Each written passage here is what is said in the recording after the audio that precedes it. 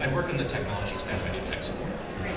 And so, and then also Nat Naylor from OPEIU, who represents SF-MoMA, SFAI, many other organizations that I'll let Nat talk about. But really, I wanted to provide an opportunity to hear from both of these two awesome people, because Matt recently just organized his colleagues at CCA. So like Peter was saying, it takes some really dedicated workers who are just gonna lead the charge and kind of be the vanguard out there and start the action, and sometimes militantly, and then kind of get more people on board. So I just wanted to hear how that happened, because that could be a source of inspiration for all of you, because it does have to start somewhere. And then Nat is going to fill in with all the really cool, important details you need to know when you're unionizing. And I've had the pleasure of negotiating 2 contracts, a wage increase and a full contract with Nat on the bargaining team at SF-MoMA, along with other folks here, Stella and Anna. So I just appreciate everyone for coming and all of both of their 2 hard work, and I'll pass it over to Matt. Okay, so I started having conversations with my coworkers about the possibility of forming a union back in August of 2017.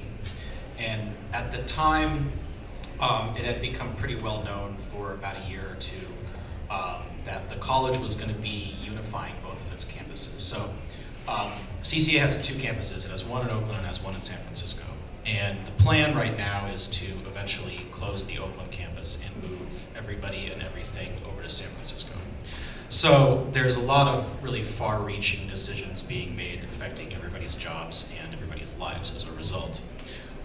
So there had just kind of been a lot of talk in general about these decisions, and I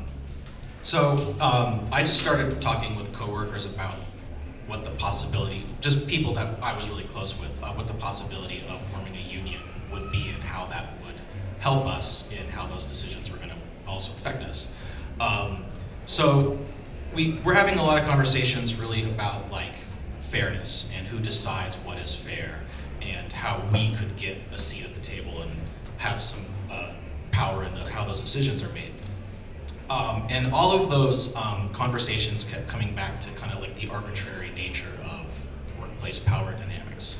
And what I really started to notice was that if workers don't have a say in how their workplace is run, it's because they haven't organized. It's not because things are already set up the way that they should be. It's not because this is just the best possible solution for how the systems are organized and whatnot.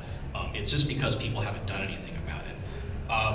So a lot of my early conversations with people, I would come away from them comparing notes and just noticing a lot of common threads.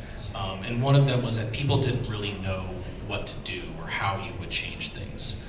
So that's when the union talk started. So from there, we reached out to Service Employees International Union, the local 1021. They had just organized the adjuncts at CCA a couple of years prior, as well as adjuncts at SFAI. So we knew that we would, have a chance to work with a union that understood the higher education landscape and understood CCA and how CCA worked. So we reached out to them, and they really began to facilitate the process for us. So we spent a couple of months meeting once every 2 weeks or so, and started to form an organizing committee and coming up with a plan. So once we had the organizing committee formed, there was about 4 or 5 of us. We kind of looked at the staff as a whole, and came up with what is known as a bargaining unit, which is just who is in the union. And so we included not just frontline staff, but some managers and some supervisors. And we realized that we had a bargaining unit of 164 people. So in January of 2018, we started getting people to sign union cards. And we came up with just a really simple strategy, but with an achievable goal.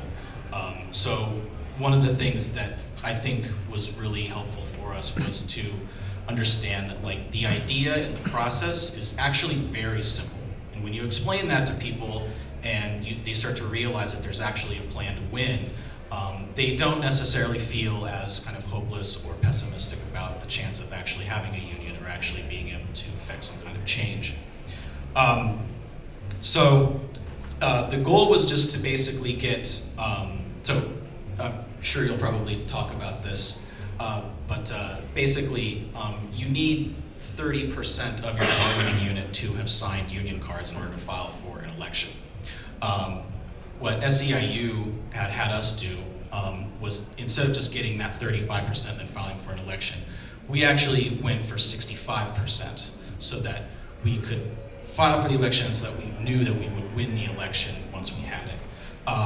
And that proved to be pretty important, because it got to a certain point where, because this work took a long time, and there were some of us who were kind of like, you know, can we just file for an election already? And our organizer kept pushing us to, no, you gotta get this 65%.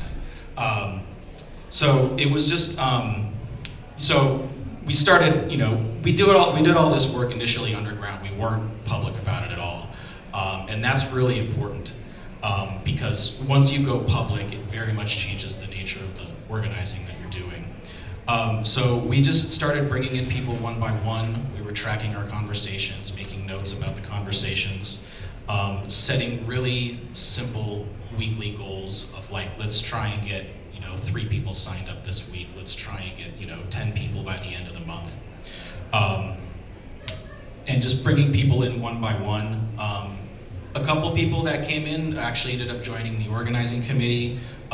Mostly people were just supporters, and which is something that you know, you tend to find out. You really want people to be like super committed, and you really want people to like join the committee and stuff like that. But most people, they just want to sign a card. And so you really do have to have a kind of sensitivity about it and understand, like, most people are low on commitment time because maybe they have childcare issues, or maybe they have a second job because CCA pays shitty.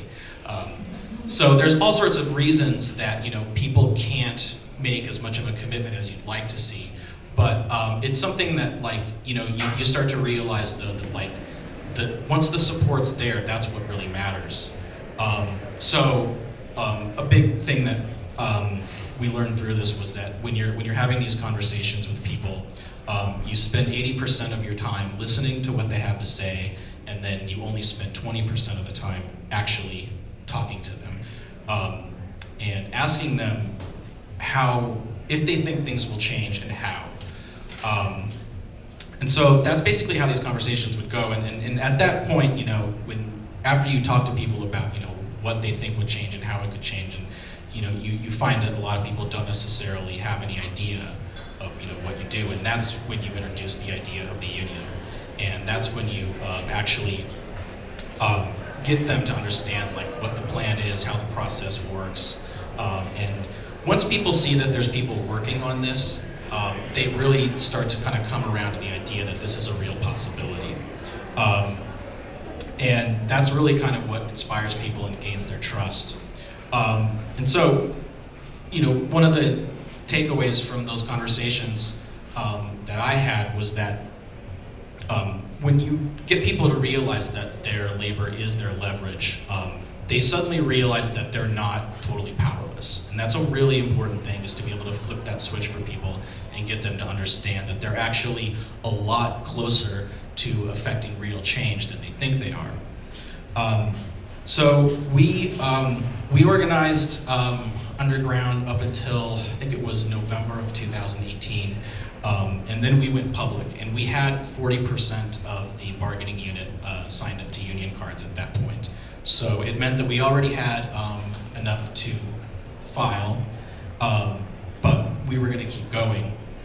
So we went public initially by just putting out a flyer around campus, and I think it's maybe up here somewhere.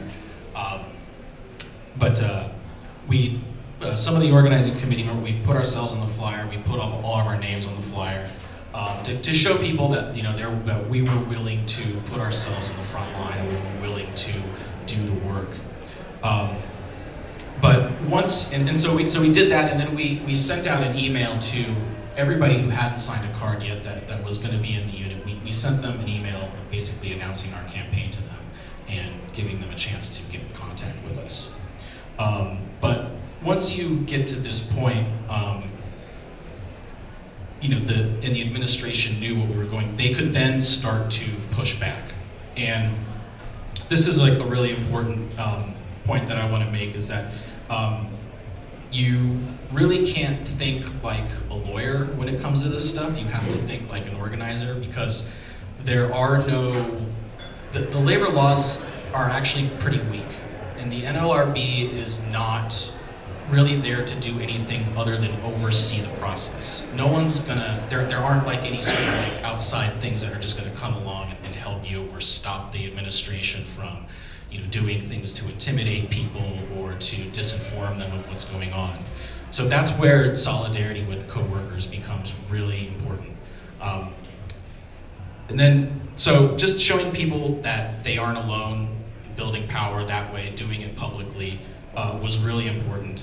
And making sure that the quality of our conversations was something that was like getting people to understand that this was a real thing that was very close to happening. So we did a social media campaign with like Twitter and Instagram. We had some social events. We got an article written by us in KQED.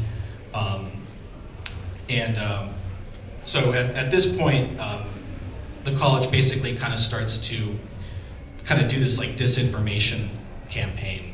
And they had a couple of different sessions where you could come in and sort of get what they considered the facts. This included them actually showing us a Wikipedia definition of what a union is. So I did get kind of nervous, thinking like, what if people do, start to fall off? What if they don't want to support us because they see this? And the exact opposite happened. People were really irritated with like the tone and the condescension that was coming at them from the administration. So it basically backfired. And they actually invited some committee members to be part of this information session. And we ended up declining because they were kind of trying to get us to debate the pros and cons of a union. And what our organizer told us, which was super important, is that we don't debate pros and cons, because there are no cons to forming a union. It was that simple. So we did not let them dictate the conversation. We started to make the case that once our numbers grew, that we had a super majority, that we were going to get our election and we were going to win it, and we were very declarative about that. So then we eventually got to the point where we did file at 65%. And in doing so, we got a stipulation agreement from CCA, which was really important because the stipulation agreement basically meant that they were agreeing to our entire bargaining unit. And this is important because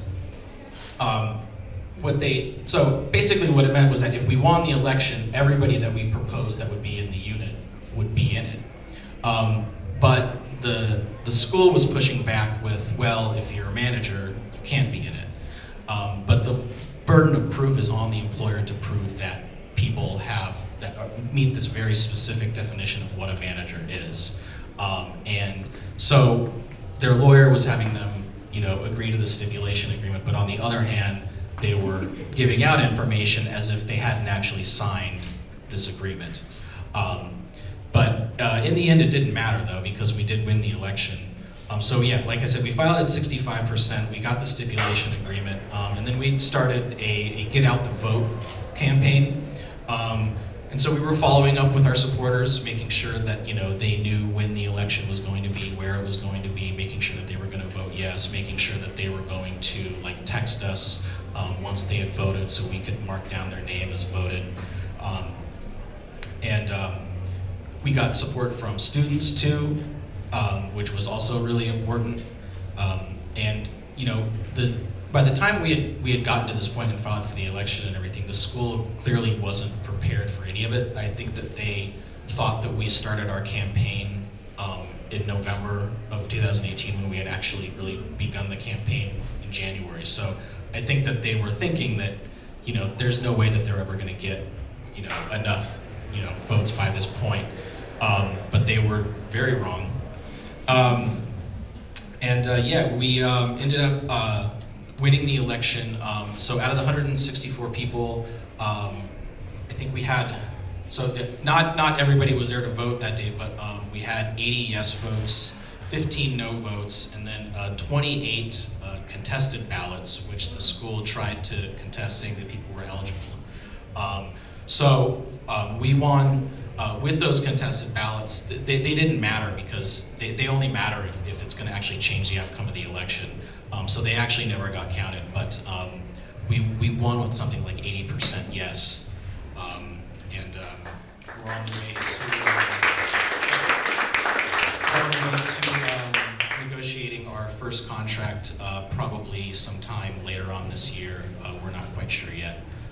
So right now we're going to be getting our members involved and getting them to start nominating people to be on the negotiating team and start looking at what we want to be in the contract. So we'll start with a survey to get ideas for what we want to propose to be in the contract.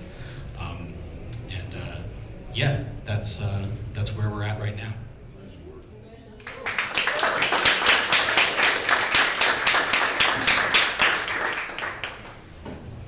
So I'm going to talk about the not as exciting parts, but the nuts and bolts of organizing, and talk a little bit about sort of where Matt finished off.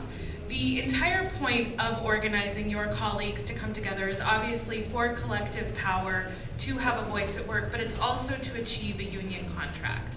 And in a union contract, you no longer become at-will employees. You are negotiating your benefits, your wage increases, employment status. Oftentimes you're negotiating health and safety committees. You're negotiating non-discrimination language that goes above and beyond the law. It is basically your set of rights at work that you are negotiating, that you secure for you and your colleagues. So when you're organizing, and Matt went through both his campaign and really the logistics of starting out, you want to make sure that you have representation on your organizing committee from every single department, every single classroom, depending on what sector you're in. If we're looking at YBCA, you want to make sure that you have frontline staff, that you have curatorial staff, that you have office staff, that you have installation staff, because the union is only as strong as the people that are involved, and if it's only one department, one group, you're not going to be able to achieve a contract that represents the entire bargaining unit, the entire workforce. So as you finish, you've won the right to have a union at work. The employer's recognizing the union. You sit down and you need to start bargaining the contract. And so that's where the continuation of the organizing committee starts. You're electing the bargaining team, and you begin what you guys are about to start doing, which is really exciting. And that's sort of the next phase of organizing. Should we ask people, does anyone have questions for Matt about this process? Maybe really quick, how do you know what your bargaining unit needs to be based on the amount of staff? And like, how did you know it was 160 and then you needed 80 or 60% of that? So you look at, do you want me, I can answer from an overall, so you look at an organizational list and you'll sit down with the union staff and look through. So anybody that is eligible to be in the union are employees that do not have the autonomy to hire or fire.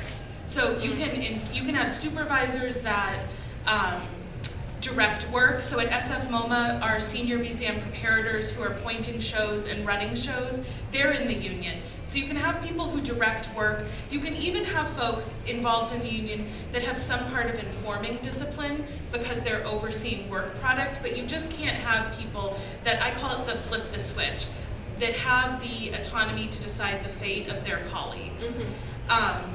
And then just another, again with the nuts and bolts, the National Labor Relations Act, you cannot have the security guards that are guarding the building in the same building in the same union as the staff.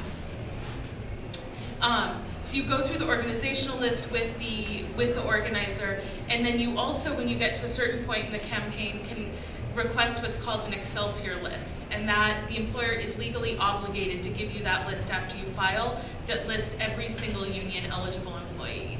Okay, thanks. Yes. How come not the security guards? Is that to prevent solidarity strikes?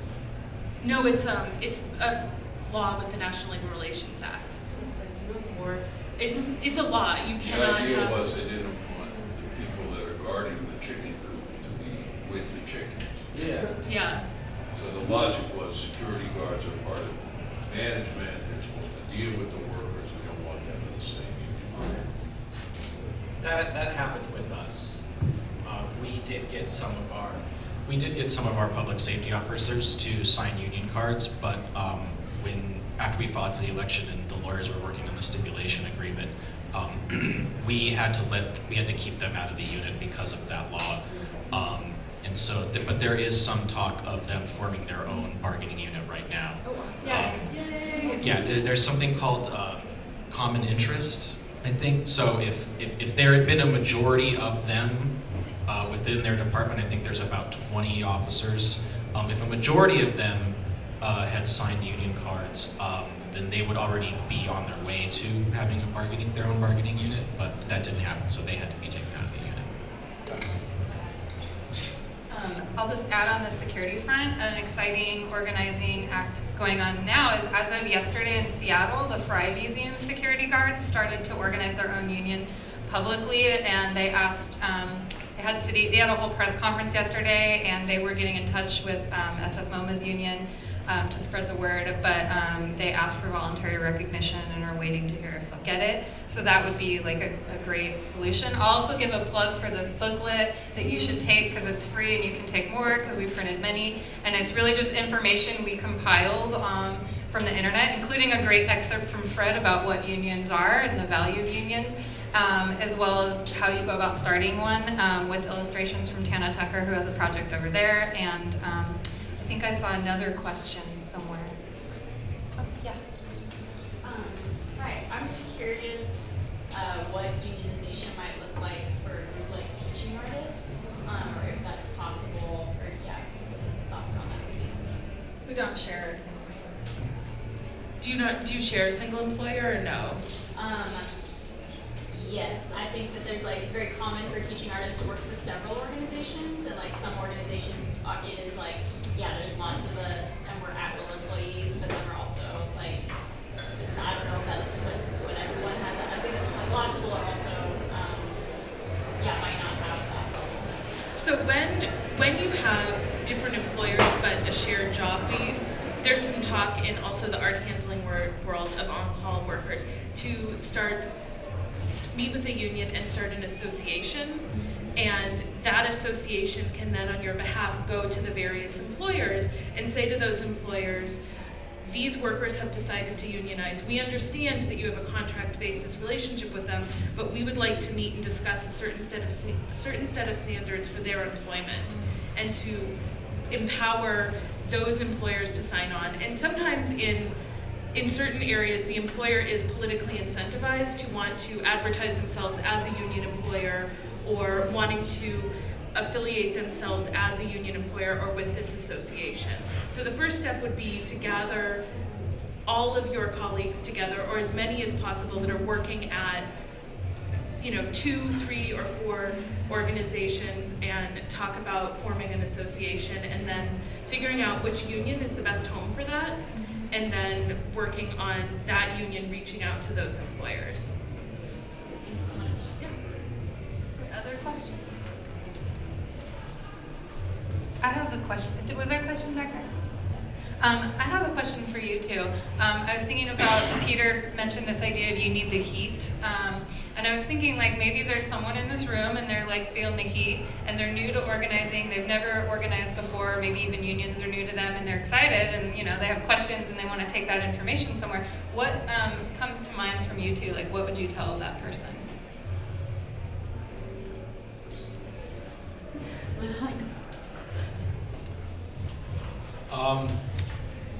What I would say is that if you can find as many as 2 people that agree with you, that see it your way, maybe even just one other person, you're on your way.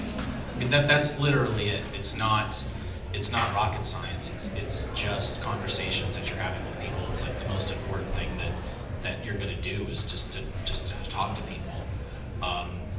And you know, one of the things that started for us early on was that you would have a conversation with one person, and then that person knew someone that you would never talk to that would probably be up for it, and it snowballs. But you just have to keep in mind that it takes a long time, depending on how many people you're talking about actually organizing. But every person that you talk to knows someone at your workplace that you've never talked to, and they have a sense of whether or not they'd be up for this or not.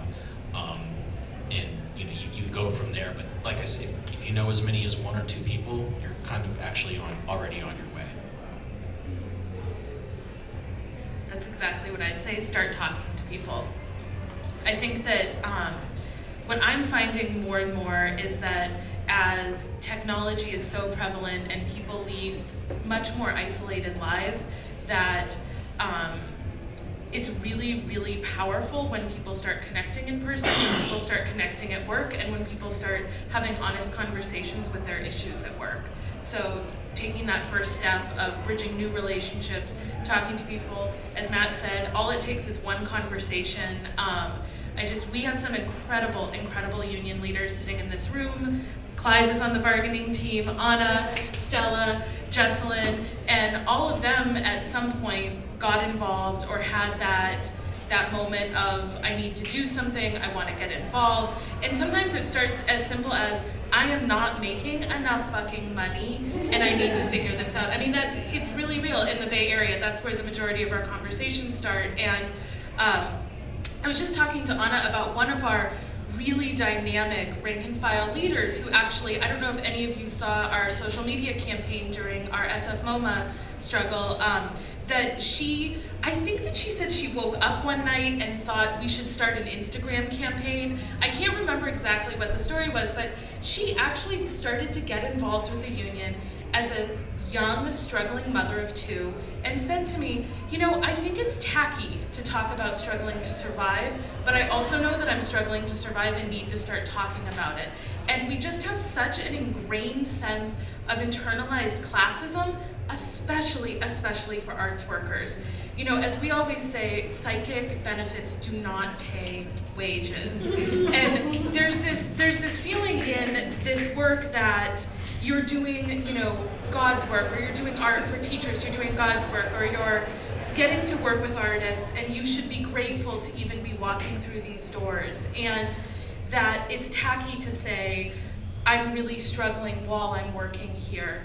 And it's not, and it's those conversations that matter. And this rank and file leader ended up becoming one of our most dynamic leaders and on the bargaining team, and fought for us to expand our job classification structure up one more classification. So we are finally into at least 2 classifications, the $30 an hour range, which is still not enough to survive in the Bay Area. But it was an angry, hurtin' mama that finally was like, I need to start saying something.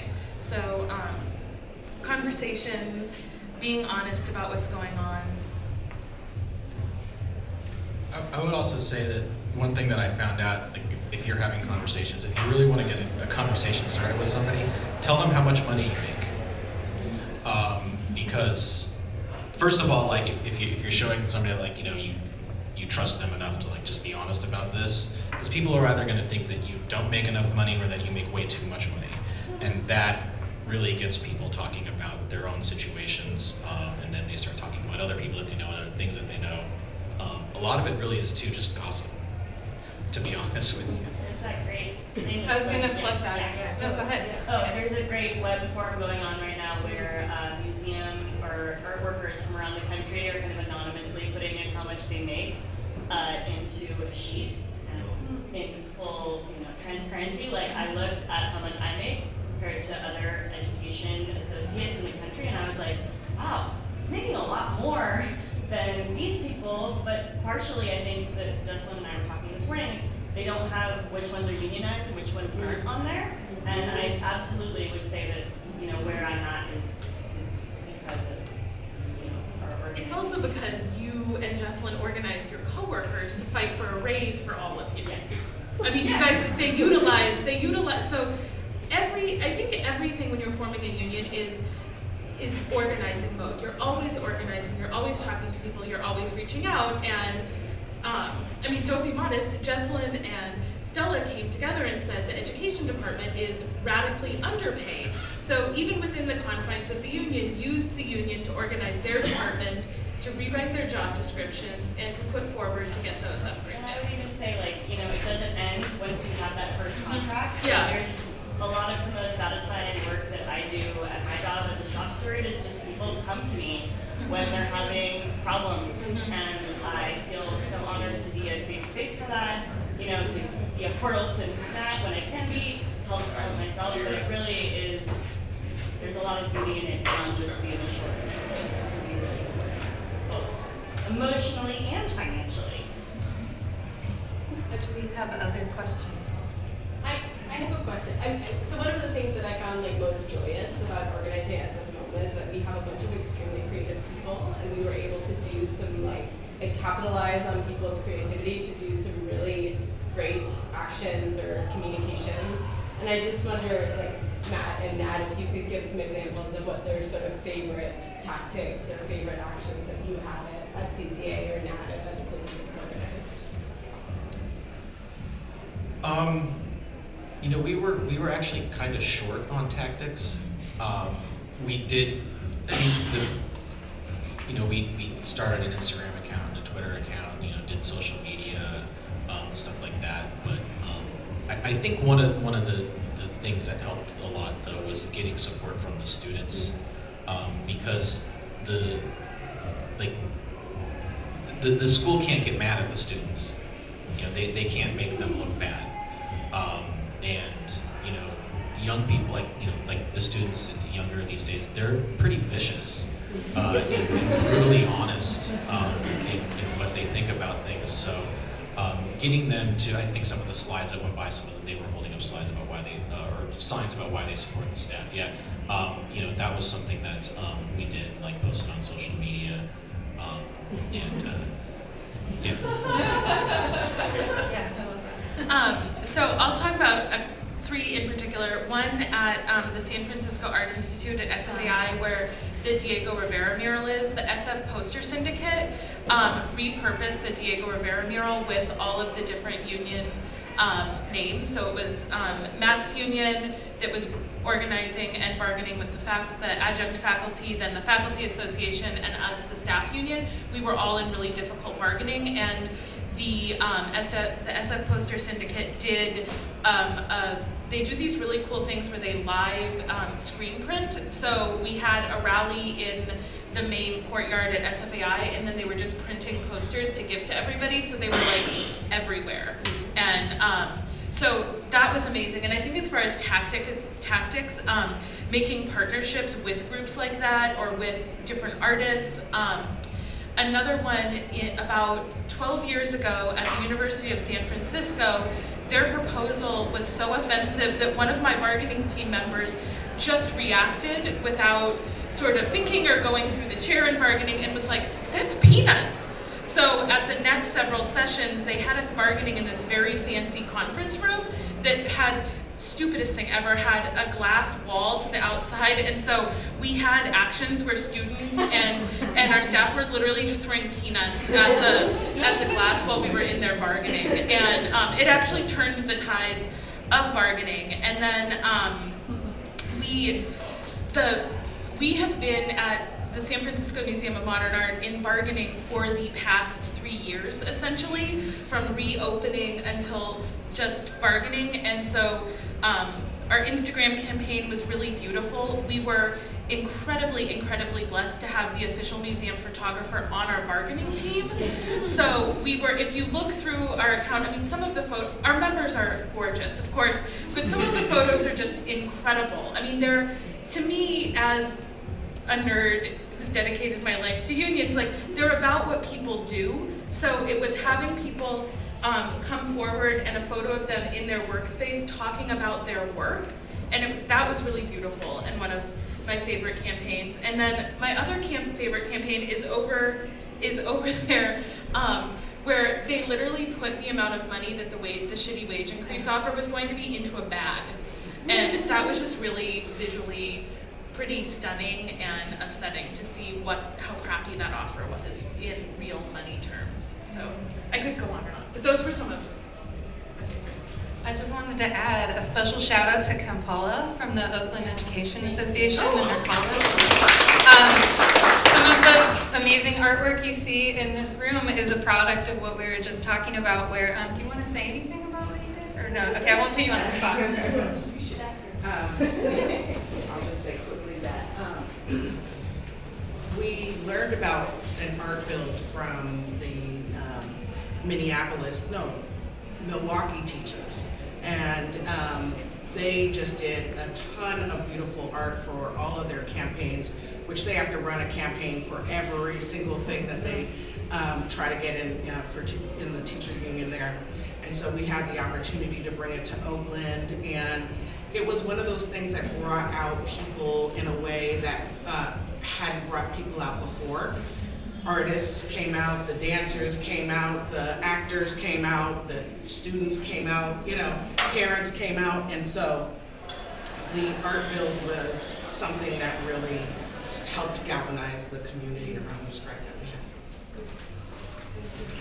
Thank you. I also want to say that cape over there, my friend Rumi Kushina, who teaches at Oakland High School, made it, and it says, "We are angry" on the other side, and she's an artist and wore that the entire time of the strike. So I just love these ideas of visual impact, and I think, like Nat and Matt were saying, I think that's really important. But I think we're out of time today, but I just want to give a shout out to Peter Olney and Fred Glass, and then Nat Naylor and Matt Kennedy.